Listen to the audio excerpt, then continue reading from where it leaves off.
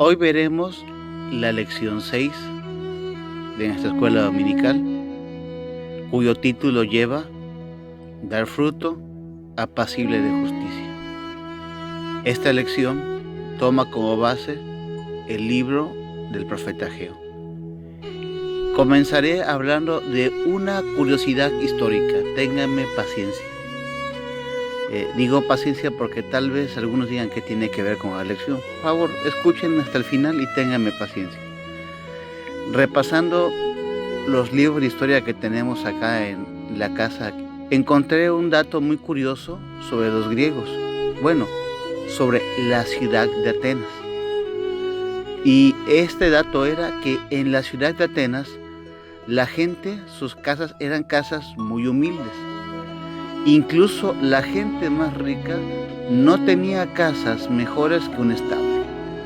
O sea, las casas de toda la gente eran sencillas.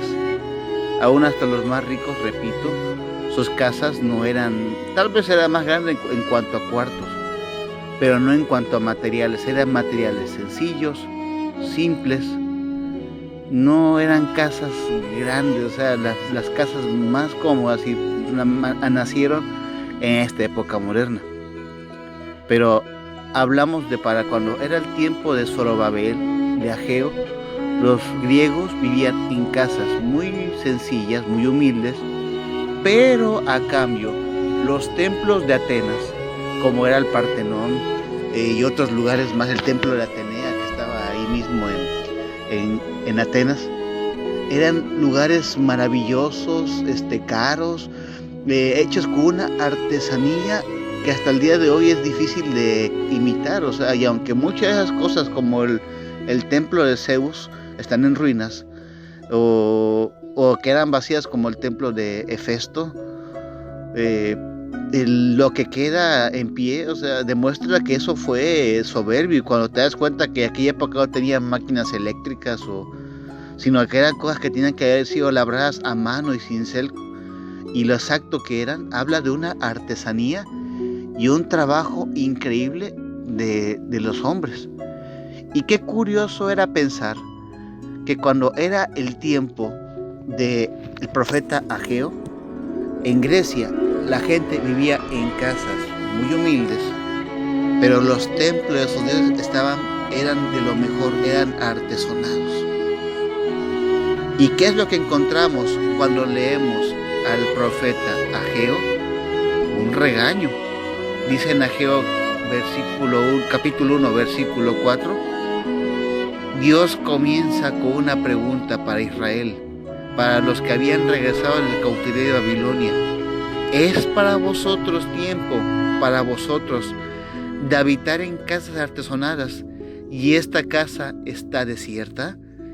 Y vean qué regaño más feo de Dios para Israel. Piénsenlo.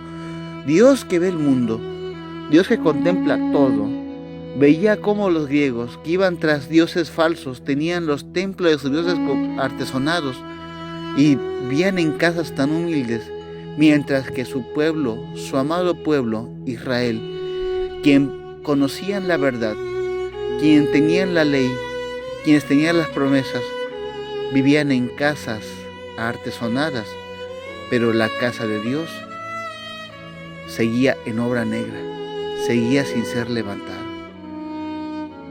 ¿Se imaginan la tristeza del Señor para con ellos? Y bueno, algo había pasado. ¿Les había llamado la atención Dios a Israel? Sí, antes de Ageo les había llamado la atención. De hecho, en el capítulo 1 de Ageo hay una palabra que Dios repite cuando menos 2 veces.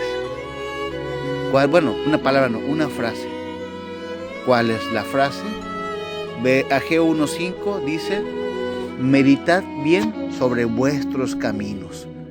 En el capítulo 1 esta frase la repite al menos 2 veces. Es meditar en vuestros caminos. O sea, piensen en lo que están haciendo. Piensen hacia dónde se dirigen.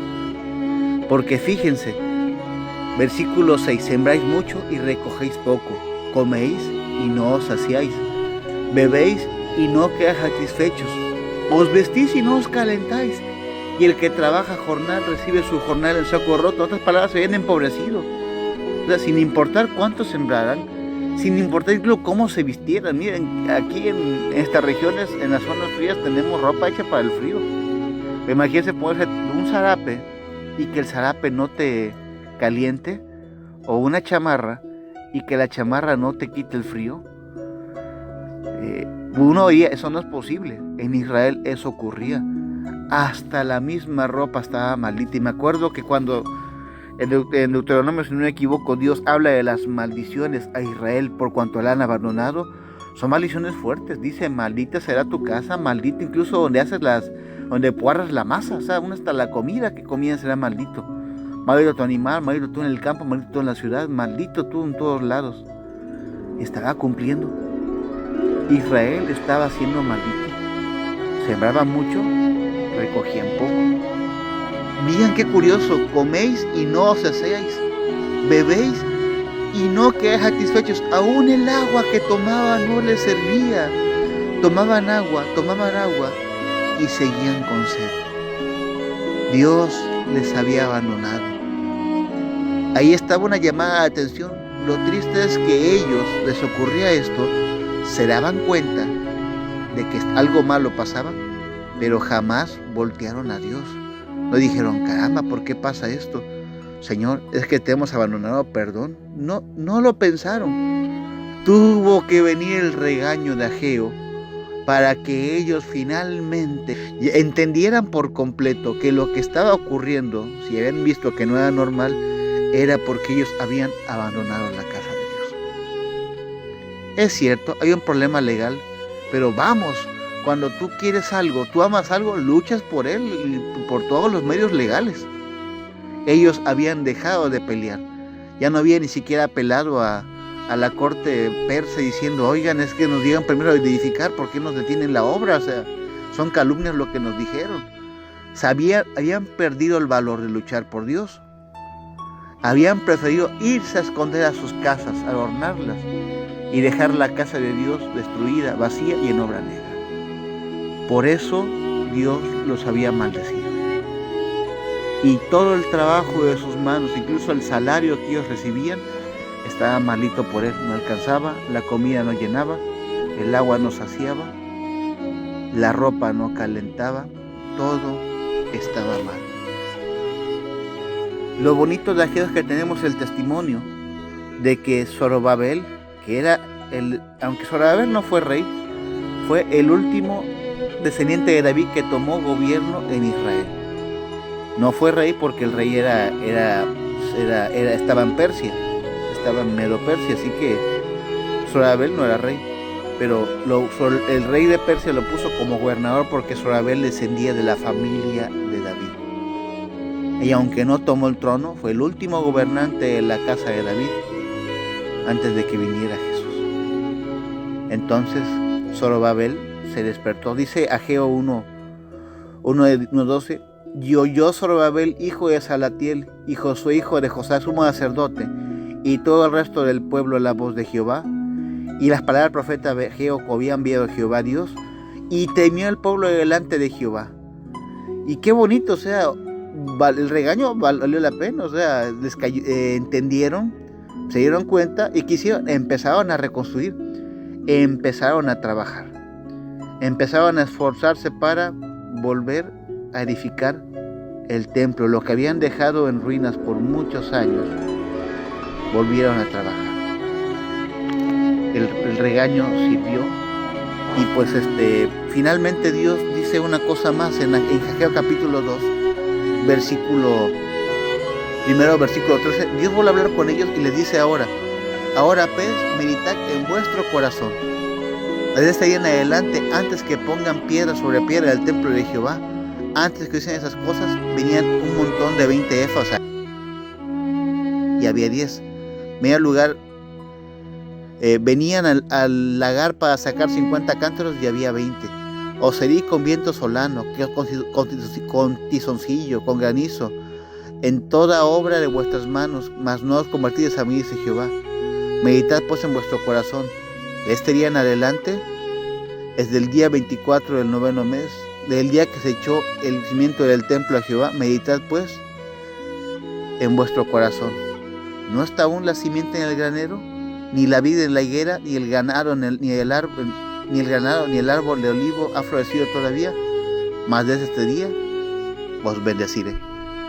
Ese texto que leí con palabras un poco cuatrapiedras, lo que está dando a entender es, vean, antes de que me obedecieran, los castigué, no hicieron caso y les iba mal. Iban a recoger, no recogían suficiente. Iban a llenar los cántaros, no llenaban suficiente. Pero ahora que me están obedeciendo, desde este día os bendeciré. Y Dios promete recompensa a la obediencia. Ahora, ¿quién es el templo de Dios? Ya no lo que está en Jerusalén, que hecho fue destrozado por Tito Vespasiano. Un templo que no se ha levantado y solo se levantará para mal, pero es otra historia. Ahora el templo del Espíritu Santo somos nosotros. Nosotros somos donde el Espíritu mora. Y la pregunta es, ¿cómo estamos tratando al Espíritu Santo? Y no hablo de lo físico en cuanto a salud. Es cierto que como cristianos debemos cuidar nuestra salud, pero también hay cosas que, pues, hay enfermedades que son de herencia. Hay cosas que aunque tú no quieras pasa, que te atropelle un carro, que te caiga una viga, te lastime algo, te pico de animal, tú no te diste cuenta. Yo hablo de lo espiritual. Está escrito que sobre toda cosa guarda tu corazón, porque él mana la vida. Y Jesús dijo que todo lo que contamina al hombre es lo que sale del corazón. La pregunta es, ¿qué es lo que hay dentro de tu corazón? ¿Qué es lo que estás metiendo en tu vida? ¿Con qué lo has llenado? ¿Lo has llenado con la palabra de Dios? ¿Es la palabra de Dios la luz que te guía a hacer las cosas? ¿O has metido pecado a tu vida? ¿Qué es lo que has mirado por televisión? Yo no estoy en contra que vean televisión. Yo no estoy en contra que tengan internet. Es bueno, o sea, no hay nada de malo. La pregunta es, ¿qué ves ahí? ¿Es pornografía? ¿Ves cosas soeces? Recuerden que Dios nos advierte a través de Pablo que no nos equivoquemos. Las malas conversaciones corrompen las buenas costumbres. Y tristemente el cristianismo de las iglesias se ve corrompido porque vemos a gente con malas costumbres y las envidiamos y las queremos imitar y despegamos los ojos de la palabra de Dios y luego tomamos cosas de religiones, cosas que incluso están en contra de lo que la misma Biblia dice. ¿Y qué es lo que va a hacer Dios? ¿Bendecir? Para nada. Hay cristianos que tienen sus vidas destruidas porque han metido pecado en ellos. Infidelidades, robo, mentiras, engaños, odio, enojo en el corazón, trucos sucios, estafas, adulterio, fornicación, infidelidad. ¿Creen que Dios va a bendecir a la iglesia de esta manera? Así como Israel no lo bendijo porque olvidaron sus casas, a nosotros tampoco nos bendecirá si nosotros olvidamos la casa de Dios, que es nuestro cuerpo. Nosotros somos templo del Espíritu Santo. Así, meditad sobre vuestros caminos y meditad en vuestro corazón. Hoy es un día para reflexionar y para pensar, Señor, ¿cómo estoy delante de ti? ¿Apruebas lo que yo hago o algo debo cambiar para tu gloria? A lo mejor Israel vio, es que hay problemas, no tiene caso seguir, y estamos igual que ellos. Tengamos mucho cuidado. Piensen que la falta de disciplina ha acabado con nuestro México con el caso del coronavirus. La falta de disciplina en la iglesia acabará con la obra de Dios. Meditad en vuestros caminos, meditad en vuestro corazón y que Dios les bendiga si es que les siguen.